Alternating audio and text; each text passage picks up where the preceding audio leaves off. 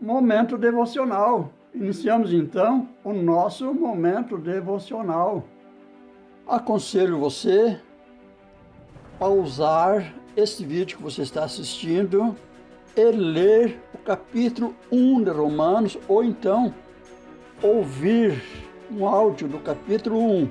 Depois você toca no play do vídeo para acompanhar o comentário do capítulo. Muito bem? Combinado? Então vamos lá. Agora que você já leu ou você já ouviu o capítulo 1 de Romanos, vamos então prosseguir para o comentário deste capítulo. Vamos lá. Entender Romanos capítulo 1 pode ser desafiador, especialmente porque aborda temas profundos e amplos sobre a justiça de Deus, a condição da humanidade e o Evangelho. Vou exemplificar os principais pontos de forma clara e acessível. Primeiro, saudação e introdução. Versículos 1 ao 7. Paulo se apresenta e estabelece o propósito da carta. Versículos 1 e 2. Paulo se apresenta como um servo de Jesus Cristo e apóstolo, chamado para pregar o evangelho que foi prometido por Deus através dos profetas. Versículos 3 e 4. Ele fala sobre Jesus Cristo, que é o Filho de Deus, conforme prometido na Escritura, e que foi designado Filho de Deus por meio da ressurreição. Versículo 5 ao 7. Paulo deseja compartilhar o Evangelho com os cristãos em Roma, oferecendo graça e paz a todos eles. Segundo, o poder do Evangelho e a justiça de Deus. Versículos 16 e 17. O Evangelho é o poder de Deus para a salvação. Versículo 16. Paulo afirma que não se envergonha do Evangelho, pois ele é o poder de Deus para a salvação de todos que creem, tanto judeus quanto gentios. Versículo 17. O Evangelho revela a justiça de Deus, que é recebida pela fé.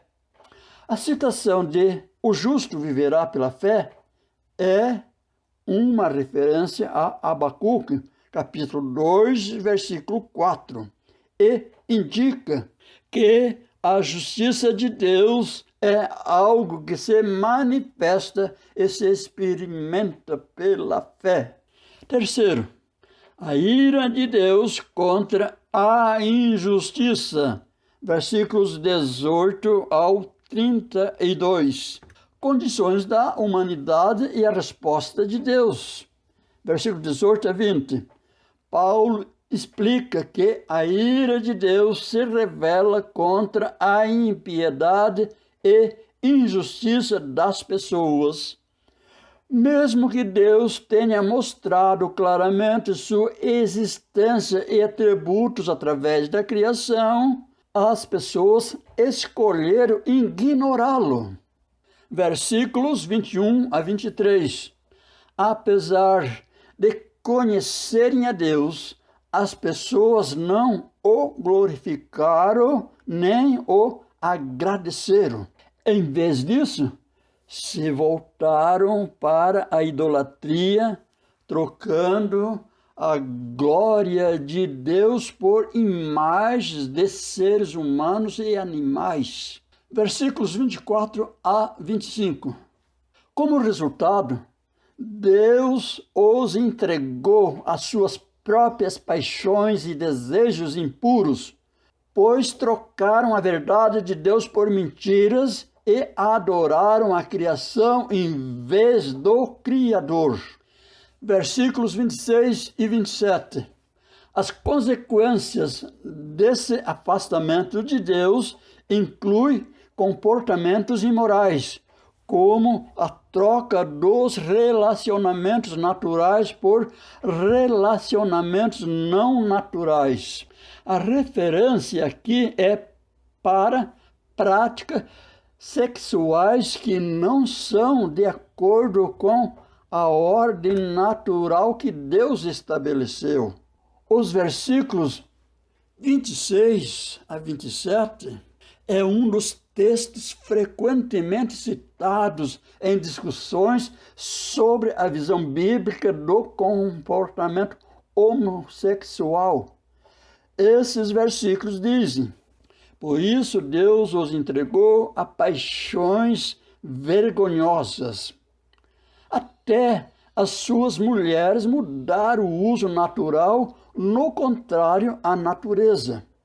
E, semelhantemente, também os homens, deixando o uso natural da mulher, se inflamaram em sua sensualidade uns para com os outros, homem com homem, cometendo torpeza e recebendo em si mesmos a devida recompensa do seu erro. A interpretação tradicional e mais comum desses versículos é que Paulo está condenando as relações homossexuais, descrevendo-as como contrárias à natureza criada por Deus. Esse entendimento se baseia na leitura de que o uso natural refere-se ao padrão estabelecido na criação, em que relações sexuais são vistas como designadas por Deus para ocorrer entre um homem e uma mulher.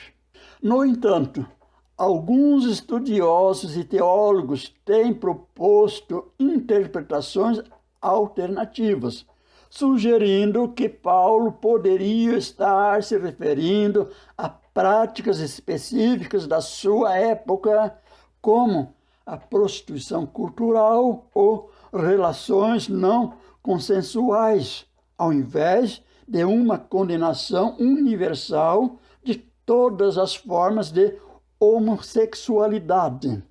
Essas interpretações buscam considerar o contexto cultural e histórico em que Paulo escreveu. A interpretação desse texto pode variar dependendo da tradição teológica ou do contexto denominacional, mas a interpretação tradicional entende que o texto condena a prática homossexual em si. Versículos 28 ao 32.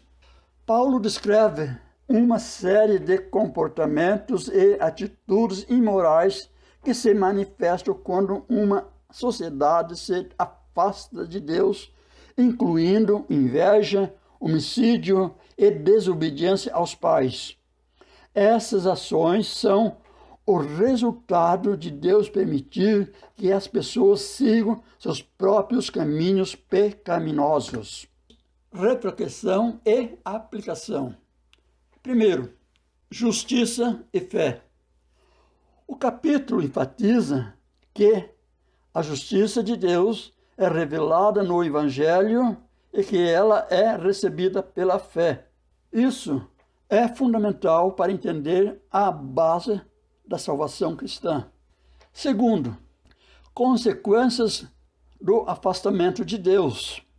Paulo destaca que a rejeição de Deus leva a uma deterioração moral e espiritual, mostrando a importância de viver de acordo com a verdade de Deus. Terceiro, universalidade do Evangelho.